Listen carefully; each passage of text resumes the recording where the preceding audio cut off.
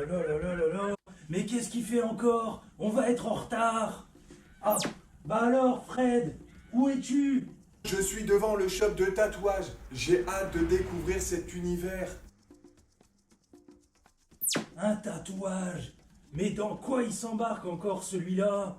Allez, chauffe Marcel, on part explorer le monde du tatouage.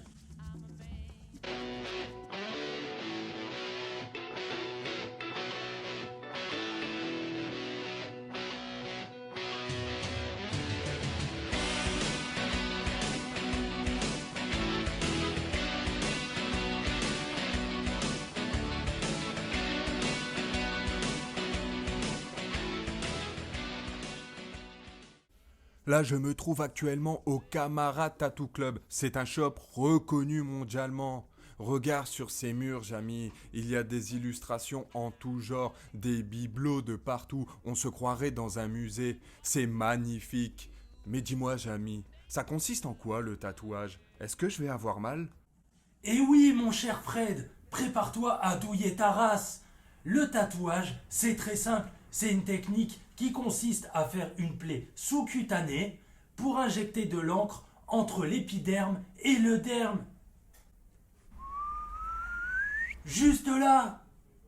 Eh ben dis donc, ça me fout vraiment les chocottes cette histoire. Mais dis-moi, Jamy, il a l'air très chelou mon tatoueur. C'est vraiment bizarre. Oh, bah ça oui alors. Mais je crois savoir pourquoi. En effet, c'est là que tout a commencé. Deux randonneurs ont découvert Otzi, l'homme de glace, et on a pu observer sur sa peau plus de 61 tatouages. Et ça date de 3300 ans avant Jésus-Christos. Il fait super froid ici. Mais dis-moi, comment faisait-il pour se tatouer à l'époque? Mystère et boule de gomme. Eh bien, à l'époque, on utilisait des lames et de la suie récupérée sur le bois brûlé. Assure-moi, les techniques ont bien évolué depuis le temps, j'espère. Et oui, mon cher Fred, à Tahiti par exemple, pour le tatao, on utilise ce que l'on appelle un tap-tap. C'est un peigne muni de dents fabriqué avec de l'os ou de l'écaille de tortue. On vient le tremper dans du charbon de noix que l'on dilue avec de l'huile ou de l'eau. Chez les Maoris, le tatouage permettait une valorisation de l'individu. Il le suit toute sa vie tout au long de son parcours. C'est à l'adolescence, quand le garçon ou la fille sort de l'enfance pour devenir un homme ou une femme, que commence le processus. Plus l'homme était tatoué, plus son prestige était grand. Papa, il a l'air d'avoir super mal, mais c'est fascinant, mais très long à la fois. Existe-t-il une technique plus rapide, Jamy? Eh bien oui, et on part à New York en 1891 avec un certain Samuel O'Reilly qui s'inspira de la fameuse sonnette à bobine pour enfin en créer la coil. C'est complètement dingue, non? Mais dis-moi, Johnny, ça marche comment une coil? Justement, j'allais y venir juste avant que tu me coupes la parole. Tout commence avec le clip-corde. Le clip-corde envoie l'électricité par ces deux petites vis qui, elles, alimentent les bobines.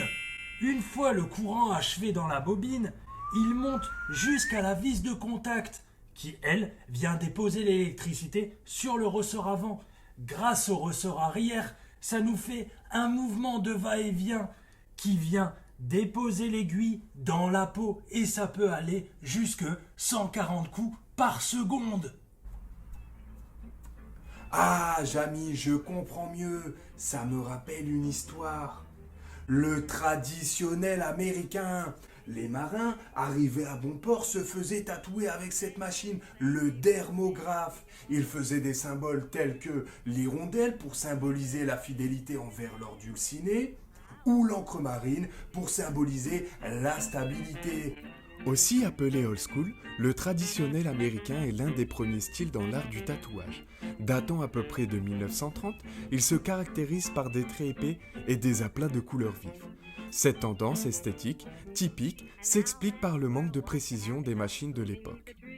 et par le besoin que ces ornements résistent au temps, vu que les marins étaient souvent exposés au soleil et à l'eau de mer. Mais dis-moi, Jamel, est-ce qu'on tatoue avec cette machine partout dans le monde? Eh bien non, on part de l'autre côté de la Terre, au Japon. Au Japon, on utilise encore une technique très rudimentaire grâce au tebori. Le tebori sert à injecter de l'encre en soulevant la peau par un mouvement de va-et-vient. À l'époque, c'était les filles de mauvaise vie et les pompiers surtout qui se faisaient tatouer. Mais depuis peu, on peut s'apercevoir que chez les Yakuza, on s'orgne de grands tatouages, ce que l'on appelle les bodysuits. Mais cela reste très mal vu.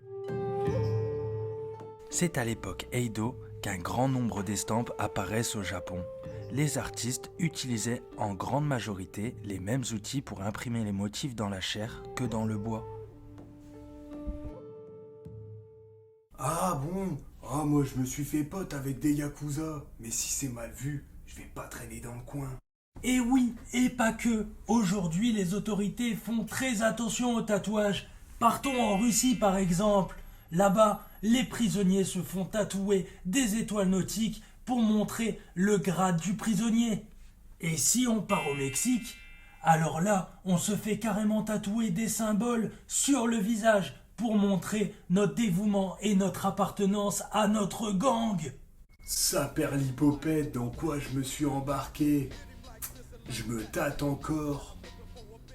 Oh là là, eh bien oui, tu peux encore réfléchir longtemps mon cher Fred. En effet, il existe une multitude de styles de tatouage. Le plus important est de bien choisir ton tatoueur et de t'abonner à cette putain de chaîne. Tu comprends ça? Abonne-toi à cette putain de chaîne, bordel de merde. Nous on est là en train de travailler. On en a marre, bordel. On en a marre. Abonne-toi. Qu'est-ce que tu fais là? T'étais pas censé être chez ton tatoueur? Si, Jamy, mais finalement, je vais opter pour la décalcomanie. Parce que ça fait moins mal et ça part au lavage. Mais on a fait tout ça pour rien alors? Non, puisque les internautes ont appris quelque chose aujourd'hui. C'est vrai, et en même temps, ça nous laissera le temps de partir au Japon. Pour profiter des filles de joie. Tout à fait. Allez, on y va. Chauffe Marcel! Allez, chauffe Marcel.